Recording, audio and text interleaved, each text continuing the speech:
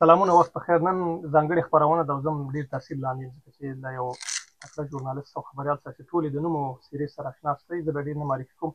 نن په دې خپرونه کې یوازې په ورزش او ټولنیز ژوند او په مهاجرت خبرې کوو.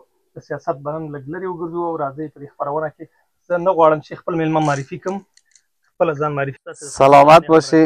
سلام شکیبال صاحب، سلام به مخاطبین بسیار عزیز و ارجمند، در خدمت شما هستیم. ساري صاحب څه نظر لري؟ نن زه پښتون یم، په پښتو کوم او تاسې خپله په خوږه هراتۍ لهجه کې خبرې وکړئ. من کاملا همراهت موافق هستم و به نظرم میتونم مصاحبه جالبی باشه و برنامه جذابی باشه. حتما پشتو صحبت کو. ډېره مننه، په خیر اوسئ، ځکه ماته به م اسانه شي. له هغه ورځې چې راوتلي له وطنه تر ټولو ترخه خاطره چې تاسې په تېرو 3 کلونو کې فرانسه کې تجربه کړې ده، کلیدونکو سره شریکه کړي، هغه به څه وي؟ مستقیما از مهاجرت شروع کردی. 3 سال شد، تقریبا 3 سال شد که خارج از افغانستان هستیم و به حال مهاجرت شرایط خود داره. بعضی وقتها به ناچار مهاجرت میکنی یا انتخابت نبوده مهاجرت، در صورتی که شاید سالهای گذشته سفرهای به همین اروپا هم ما داشتیم ولی خب برمیگشتیم افغانستان. و در پاسخ سوال شما میفهمیم، من وقتی که کار میکنم، وقتی که همچنان ارتباط میگیرم با مردم در داخل افغانستان و مسابقات ورزشی افغانستان و مسابقات ملی پوشان ما در رشته‌های مختلف ورزشی، فوتبال، فوتسال، کرکت، تکواندو، رشته‌هایی که در سطح بین المللی حرفی برای گفتن دارن، اینا رو تحت پوشش قرار میدم و خوشبختانه در 1 سال اخیر مجددا میتونم که کامنتری کنم، گزارش کنم. از لحاظ تکنیک دا دې په نظر کې و چې بیا به وکولی شئ چې د خپلو هېوادوالو په ځانګړي ډول د ورزش ټولنه کې؟ من از روزی که آمدم از افغانستان خارج شدم و آمدم اینجا، همین نکته در ذهنم بود. یعنی هیچ وقت فکر نمی‌کردم که تمام شد. یعنی فکر می‌کردم دوباره باید برگردم و دوباره باید یک ارتباط داشته باشم با مخاطب. و خوشبختانه در حال حاضر ما در عصر اینترنت زندگی می‌کنیم و این سهولت برای ما فراهم است که بتونیم راحت‌تر با مخاطبین و با مردم در ارتباط باشیم. و جواب سوالت ندادم.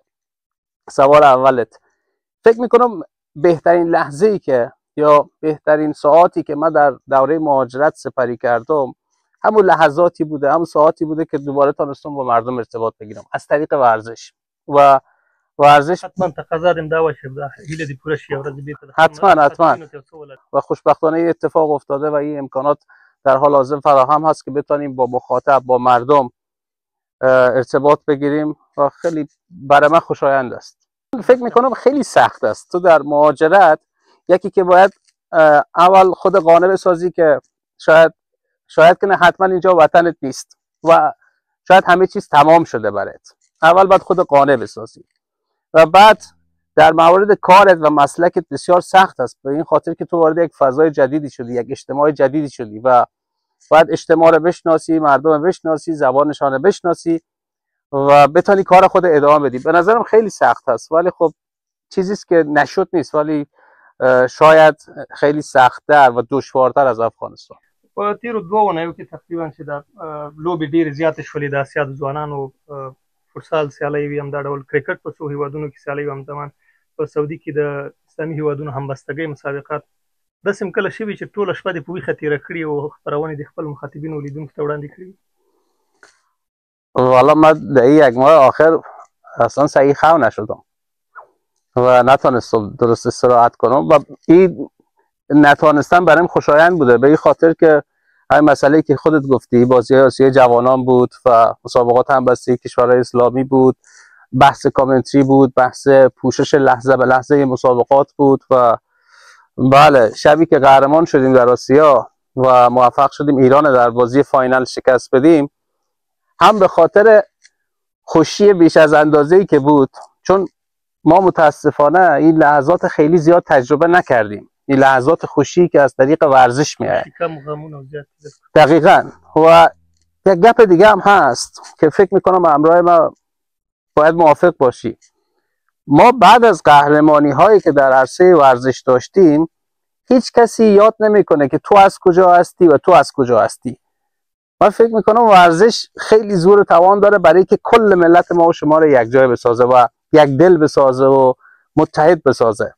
از خوشی زیاد و به این خاطر که باید لحظات بعد از قهرمانی رو پوشش میدادم، شب بعد از قهرمانی نتونستم استراحت کنم، ولی خب فردایش هم خیلی پر انرژی بودم. همدا ما غوښتل چې د لیدونکو سره شریک کړي. کله چې کمنټري کوئ هلته خو په وطن کې امکانات ډېر وو، دلته مجبوري ځان ته لایټینګ هم جوړ کړي، کامرامین هم اوسي، پروډیوسر هم بیرته اوسي، پریزنټر هم. په کمو امکاناتو ډېره سخته نه ده سپاره.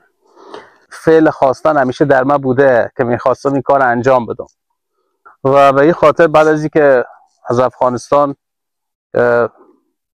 عزیمت کردیم و خارج شدیم از افغانستان، مجبور شدم که یاد بگیرم. حالا مسئله کامرا بوده، مسئله ساوند بوده، لایت بوده، هر چیز دیگری بوده، ادیت بوده و شاید روزهای اول سخت بود خاطر که همه چیز نبود. ما در افغانستان یا تهیه میکردیم، پرودوسر بودیم یا پرزنتر بودیم یا کامنتاتور بودیم. یعنی مسئله کامرا و لایت و ساوند و ادیت شاید یک اندازه بلد بودیم ولی به صورت کامل نمیتونستیم که این مسائل فیکس بسازیم. ولی اینجا که آمدیم یاد گرفتیم. حالا اونقدر برام سخت نیست. یک نفر هستی باید به جای چند نفر کار کنی و در عین زمان تو باید سوشال مدیا را مدیریت کنی. اگر برنامه لایو است تو باید برنامه لایو مدیریت کنی و در کنارش مثلا اگر کامنتیست تو باید اینقدر معلومات کافی داشته باشی که بتونی او کامنتی خوب مدیریت کنی و بتونی پیش ببری. یعنی تکنیکر هم باید باشی، پرودیوسر هم، دقیقاً پرزنتر و کامنتاتور هم باید باشی و بتونی اگر مثلا یک ورزشکار ما، یک تیم ما در یک مسابقه موفق بود، بتونی همون احساس به مخاطبت، به بینندهت، به هموطنت او احساس انتقال بدی. تاسو یادونه وکړه ورزش یوازې د دې لپاره نه چې خلک روغتیا یا د بدن د ښکلا لپاره وکړي، د ملي وحدت لپاره تاسو یادونه وکړه. په وروستیو کې تاسو به لیدلي د فوتسال لوبې چې ترسره شوې، قهرمانان چې وطن ته راغله، بېلابېلو ولایتونو ته لاړل، ډېر قدردانۍ وشوه. فکر کوئ په اوسنۍ حالاتو کې چې افغانستان په بدو شرایطو کې د همدغه لوبې ګټل د خفه ولس چې له هرې خوا نه محدودیتونه پرې وضع شوي دي، ازادي نشته، څوک خپل نظر نشي بیانولی، ورزشي محدودیتونه هم شته دی، څومره کېدلی شي یو پیغام ورکړي، مثبت پیغام، خصوصا د سولې او د ملي وحدت په برخه کې؟ به نظرم ورزش یک ابزار بسیار قدرتمند است برای نزدیکتر شدن مردم ما به یکدیگر و اشاره هم کردیم. به طور مثال همین قهرمانی ما در مسابقات آسیا برای اولین بار که چه اتفاق بزرگی افتاد و تمام افغانستان بدون اینکه سوال کنه که این فرزندان افغانستان، این بازیکن‌ها از کجای افغانستان هستن، اینا رو تشویق کردن و حمایت کردن و یک خوشی عجیبی در افغانستان ما شاهد بودیم که در این حداقل 10 سال اخیر این خوشی کم تجربه شده بود. من فکر میکنم اگر کسانی که صاحب سرمایه هستند، صاحب صلاحیت هستند، صاحب قدرت هستند، بتونن از این دیپلماسی ورزش به شکل درستی استفاده کنن، افغانستان هم میتونه به یک شرایط بهتری برسه، متحدتر شوه و هم چهره ما در سطح بین المللی، چهره‌ای که برای مردم جهان نشان میدیم، یک چهره متفاوتی است. شما فکر کنین بعد از سالها، به طور مثال بعد از قهرمانی یوسف جهانگیر در مسابقات مویتای، بیرق افغانستان به اهتزاز درآمد، سرود ملی نواخته شد.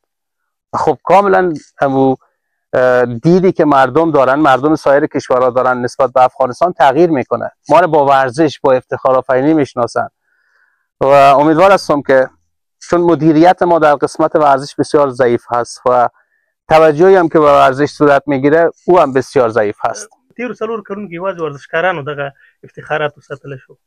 دقیقاً در 3-4 سال گذشته خوشبختانه، حالا ورزشی، من ورزشی نگاه میکنم که حداقل ورزشکاران ما در سطح بین الملل به نمایندگی از افغانستان هم خوب ظاهر شدن. مشکلات زیادی داریم و ورزشکاران ما با محدودیت ها و مشکلات بسیار زیادی، این محدودیت ها و مشکلات میتونه لوجستیکی باشه، میتونه مالی باشه، میتونه شرایط تمرینات باشه و حتی برای گرفتن ویزه ورزشکاران ما مشکل دارن، حتی برای تهیه کردن یک تیکت ورزشکار ما مشکل داره. ولی با تمام این مشکلات و این فرزندان افغانستان و این عزیزان نمایندگان خوبی بودن برای کشور ما در سطح بین الملل و امیدوار هستم که بیشتر قدرشان رو بدانیم. کساری صاحب، یو مشکل چې اوس خلکو ته هم سوال دی، ما ته هم سوال دی، بدني روزنې ریاست په کابل کې دی. د اولمپیک د رهبرۍ ډیر مشران بهر دي، لوبغاړي هم بهر دي. په دغسې حالاتو کې د دوی مدیریت مالی لحاظه، لوجستیکي لحاظه، همغږي یا هماهنګي دوی ته ډیره مشکل. من یک نکته بیشتر بسط بدم و گسترش بدم برای اینکه بیشتر در جریان قرار بگیریم. ریاست تربیت بدنی که یک نهاد دولتی است، یک ارگان دولتی است، زیر نظر آقای وثیق در کابل هست و رئیس کمیته ملی المپیک افغانستان که آقای رحیمی است، دکتر صاحب رحیمی، ایشان در کانادا هستند و این دو ارگان در همکاری با یکدیگر شرایط را برای ورزشکاران افغانستان مثل همه جای دنیا باید فراهم بسازند که ورزشکاران ما بتونن در رویدادهای مثل المپیک، بازی‌های آسیایی، مسابقات همبستگی کشور اسلامی و مثل اینها شرکت کنند. ولی شرایط بسیار شرایط عجیبی است.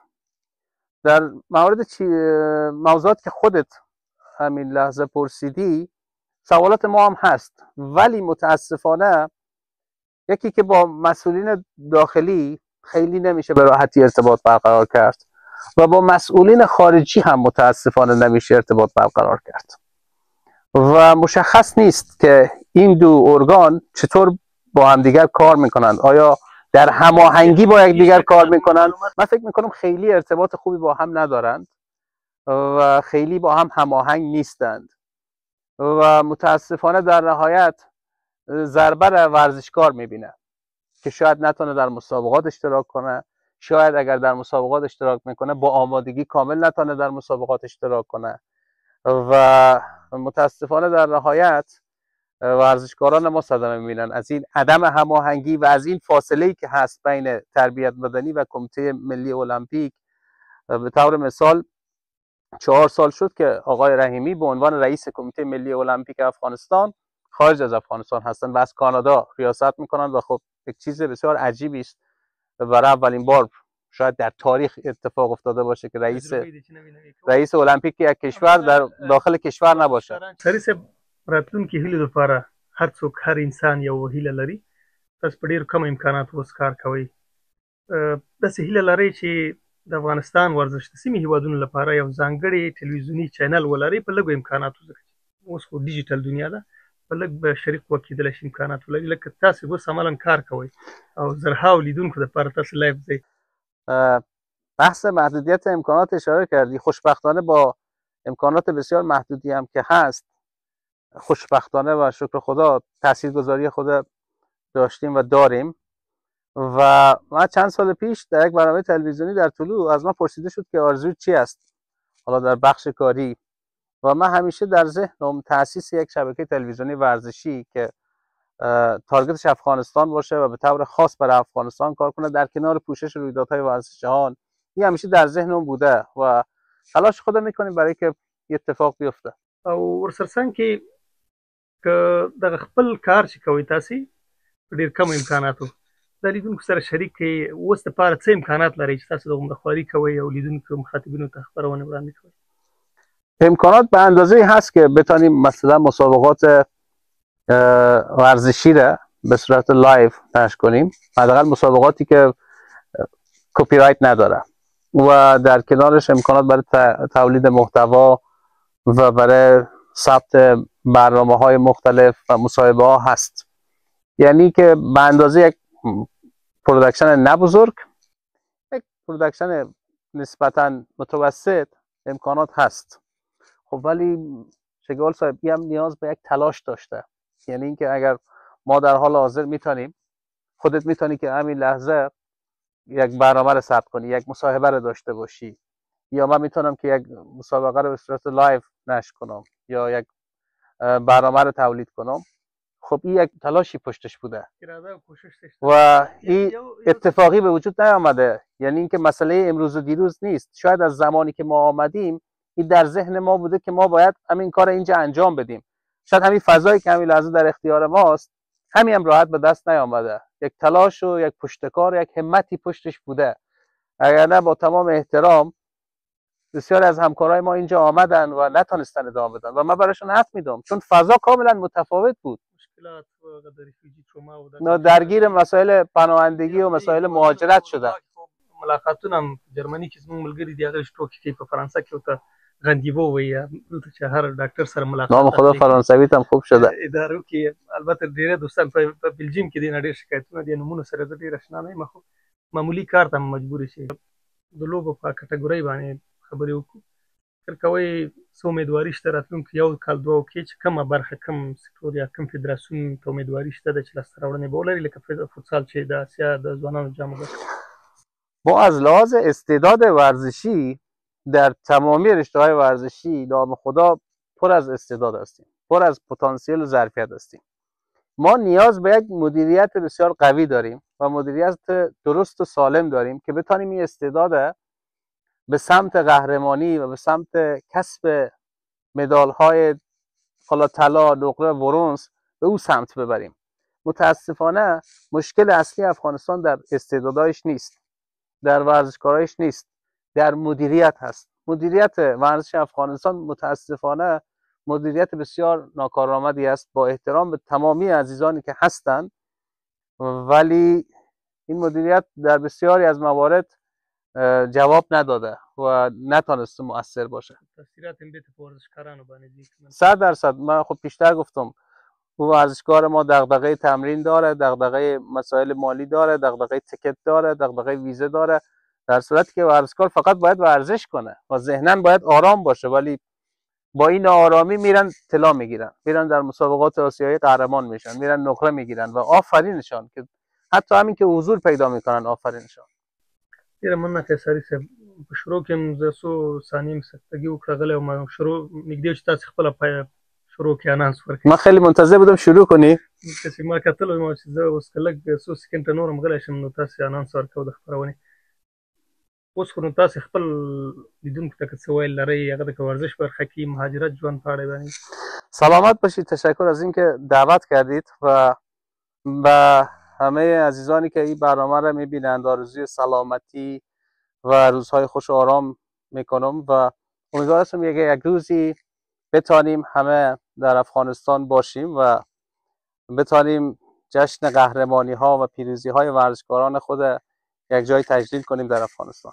سپاس از شما. ډیره زیاته مننه قیصري صاحب. اوریدونکو پیغام چې قیصري صاحب شریک کړ موږ هم دغه هیله امید ده چې افغانستان په هر ډګر کې چې وي هغه په ورزش کې وي افغانستان د سیاسي و اقتصادي ګټو. نگفتی آرزو چی است؟ بختیار دلته تاسو بیرته من خو یک عادت دارم یکی بین کلام آمدم یک عادت دارم من هم سوال میکنم از من پرسیدی که آرزوی چی است. حالا آرزوی رسانه‌ای خبرنگاری خود چی است؟ ما غوښتل همدا ووایم چې لکه تاسو نه مې کاپي کړه د هغې ورځ په هیله زه به دا دوه برخې نور اضافه کړم. تاسو د ورزش او د بریاو د جشنونو لمانځل په وطن کې وکړل خو زه په دې هیله مې یم چې افغانستان د ورزش سپورت ترڅنګ د قهرمانۍ ترڅنګ اقتصاد صنعت او هر لحاظه په نړیوال سیاست کې هم یو تل سرلوړی او ګټونکی هیواد اوسي. انشاءالله یک وطن آرام و آباد داشته باشیم. ډېره زیاته مننه. سلامت باشید. لیدونکو ستاسې له ملتیا هم مننه. بیا ښه وخت بخیر.